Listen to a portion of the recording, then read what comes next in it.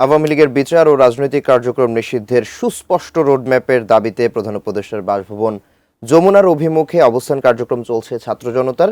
সেখানে আছেন সহকর্মী সাব্বির আহমেদ। আমরা সরাসরি চলে যাচ্ছি তার কাছে। সাব্বির, আপনি এর আগেও আমরা আপনার সাথে যুক্ত ছিলাম, সেখানে আপনি আছেন। নতুন করে সেখানে আসলে ছাত্র জনতার উপস্থিতি বেড়েছে কিনা এই বিষয়টি জানাবেন, এবং পাশাপাশি আরো একটি বিষয় আপনার কাছে জানতে চাই, সেটি হচ্ছে যেহেতু এটি একটি সংরক্ষিত এলাকা, প্রধান উপদেষ্টার কার্যালয় থেকে কোনো ধরনের নির্দেশনা এসেছে কিনা বা তাদের পক্ষ থেকে কোনো ধরনের বক্তব্য এসেছে কিনা বিস্তারিত জানাবেন।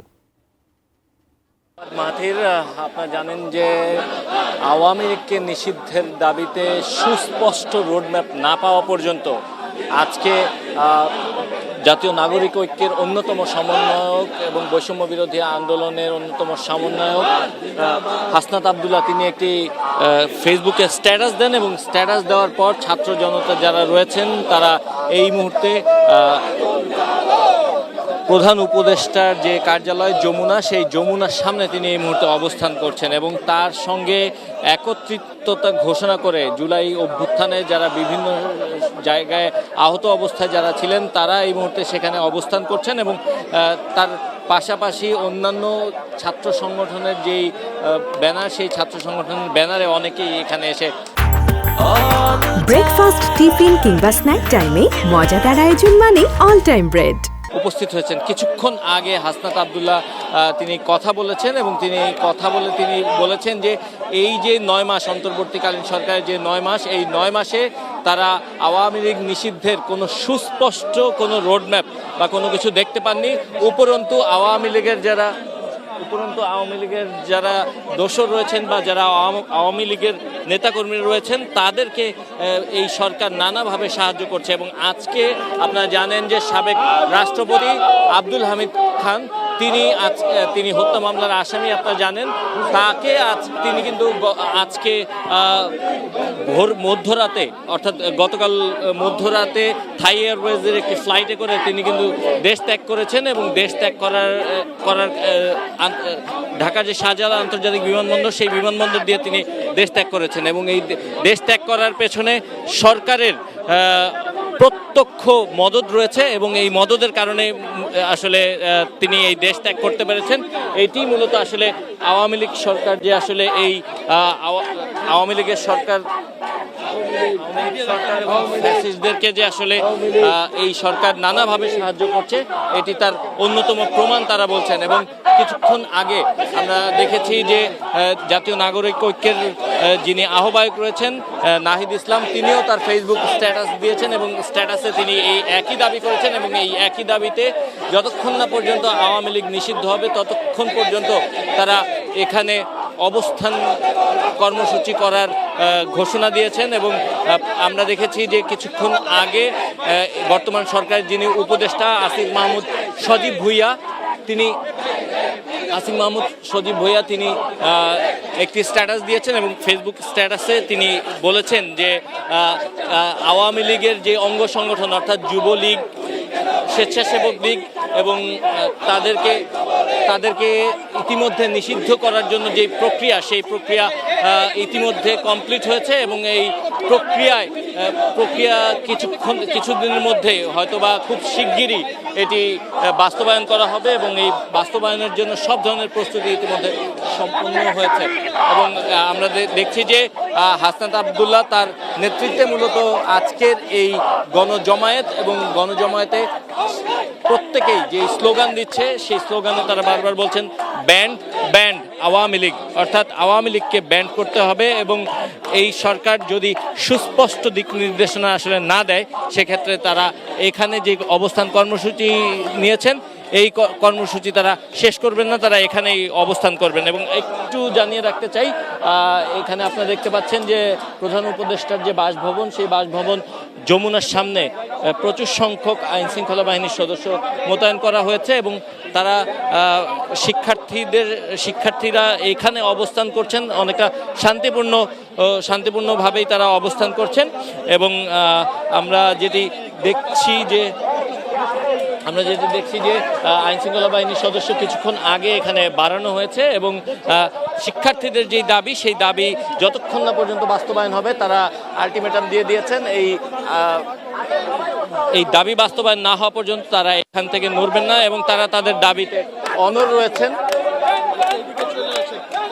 তারা তাদের দাবিতে অনড় রয়েছেন এবং তারা বলছেন যে এই দাবি না মানা হলে তারা এখান থেকে তাদের যে কর্মসূচি, এই কর্মসূচি থেকে তারা পিছপা হবেন না, তারা এখানেই অবস্থান করবেন।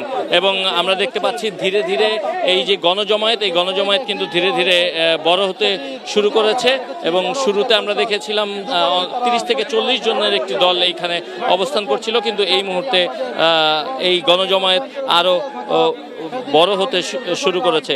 এবং আরেকটি বিষয় একটু জানিয়ে রাখতে চাই যে বর্তমান সরকারের যে উপদেষ্টা আসিফ মাহমুদ সজীব ভুইয়া, তিনি যেটি বলেছেন যে আওয়ামী লীগের যেই সহযোগী সংগঠনগুলো রয়েছে সেই সহযোগী সংগঠনগুলোকে নিষিদ্ধের প্রস্তুতি নেওয়া হচ্ছে, কিন্তু তারা বলছেন যে শুধু সহযোগী সংগঠনকে নিষিদ্ধ করলে হবে না, শুধু সহযোগী সংগঠনকে নিষিদ্ধ করলে হবে না, মূল দল আওয়ামী লীগকে দলীয়ভাবে আসলে নিষিদ্ধ করতে হবে। আমরা চেষ্টা করছি এখানকার যে নেতাকর্মীরা, মাহিন সরকার কে আমরা দেখতে পাচ্ছি, যিনি এই ছাত্র আন্দোলনের অন্যতম সমন্বয়ক হিসেবে কাজ করেছেন। আমরা একটু চেষ্টা করছি হাসনাত আবদুল্লাহর কাছে পৌঁছানোর। বুঝতেই পারছেন আসলে এই অবস্থার মধ্যে মাহিন মাহিন মাহিন মাহিন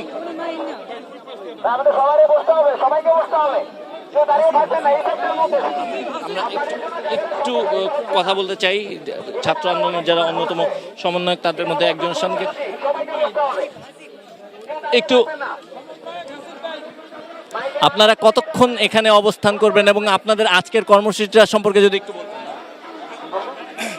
দেখুন, আমরা যতক্ষণ পর্যন্ত না আওয়ামী লীগ নিষিদ্ধের ঘোষণা অন্তর্বর্তীকালীন সরকারের পক্ষ থেকে আসবে ততক্ষণ পর্যন্ত আমাদের এই আন্দোলন চলবে।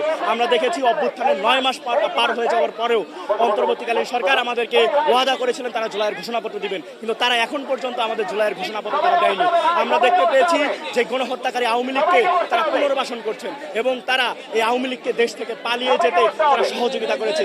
ইন্টারিম কিন্তু আওয়ামী লীগের সহযোগিতা করেছেন। সুতরাং আওয়ামী লীগকে যতক্ষণ পর্যন্ত রাজনৈতিকভাবে নিষিদ্ধ না করা হবে ততক্ষণ পর্যন্ত আমাদের আন্দোলন চলবে। ধন্যবাদ। শুনছিলেন অন্যতম সমন্বয়ক, তিনি বলছিলেন যে বর্তমান সরকার আসলে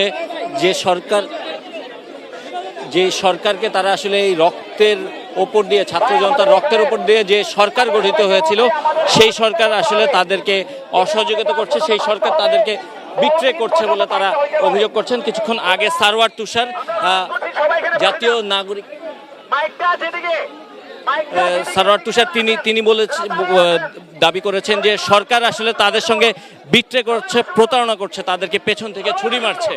এবং তারা যেটি বলছেন যে তারা দাবি করেছেন যে এই সরকারের আমলেই আসলে যে সকল আওয়ামী লীগের বিভিন্ন ধরনের নেতাকর্মী বা যারা রয়েছেন তারা কিন্তু তাদেরকে প্রকারান্তে সাহায্য করছেন এবং তারই একটি অংশ, তারই একটি নমুনা বর্তমান সাবেক যে রাষ্ট্রপতি আব্দুল হামিদ খান, তিনি দেশ ছেড়ে পালিয়ে গেছেন। তিনি যেটি বলা হচ্ছে যে আসলে সরকারের প্রত্যক্ষ মদদে আসলে তিনি এই দেশ ছাড়ার সুযোগটি পেয়েছেন, এটি তারা বলছেন এবং এটি তারা দাবি করছেন। এবং আজকে এ কারণেই আমরা দেখেছি যে ছাত্র জনতার যারা প্রতিনিধি রয়েছেন তারা কিন্তু সকাল থেকে বিভিন্ন সময়ে তারা বিভিন্ন কর্মসূচি ঘোষণা করেছিলেন এবং তারই অংশ হিসেবে আজকে এই মুহূর্তে এখন এই জায়গায় তাদের কর্মসূচি। আমরা চেষ্টা করছি হাসনাত আবদুল্লাহ যিনি এই কর্মসূচির ঘোষণা দিয়েছেন বা কর্মসূচির ডাক দিয়েছেন, আমরা একটু চেষ্টা করছি তার কাছে যাওয়ার। হাসনাত,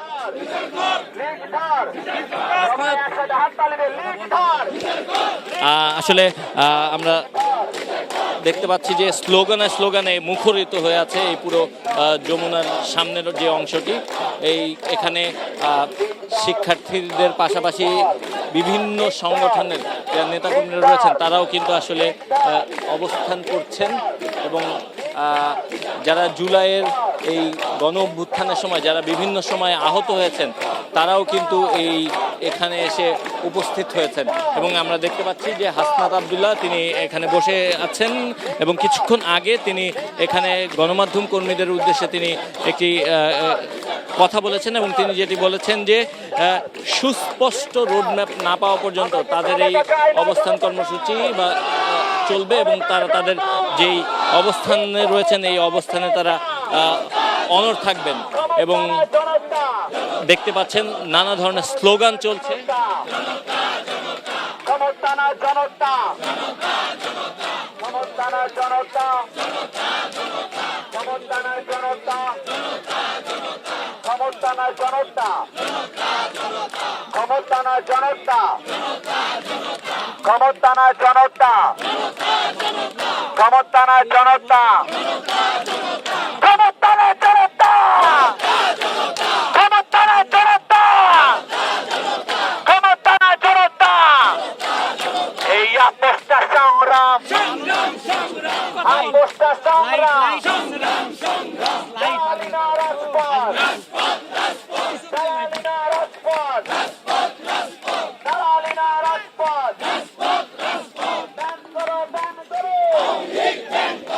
শুনছিলেন তারা বলছেন যে ব্যান করো আওয়ামী লীগ ব্যান করো, অর্থাৎ তাদের যে চাওয়া ছিল জুলাই স্পিরিটের যে চাওয়া বা জুলাই গণ অভ্যুত্থানের যারা নেতৃত্ব দিয়েছেন বা যারা শহীদ হয়েছেন, যারা আহত অবস্থায় আছেন, তাদের প্রত্যেকের যে দাবিটি ছিল সেটি হচ্ছে যে আওয়ামী লীগকে ব্যান করতে হবে, আওয়ামী লীগের রাজনীতি নিষিদ্ধ করতে হবে এবং তার অংশ হিসেবে তারা আজকে এখানে অবস্থান করছেন এবং তারা তাদের আজকে যে কর্মসূচি সেই কর্মসূচি চলবে এবং তাদের এই অবস্থান তাদের চলবে। তো এই ছিল এই মুহূর্তে যমুনার সামনে থেকে আওয়ামী লীগ নিষিদ্ধের দাবিতে ছাত্র জনতার যে আন্দোলন, সেই আন্দোলনের সব শেষ।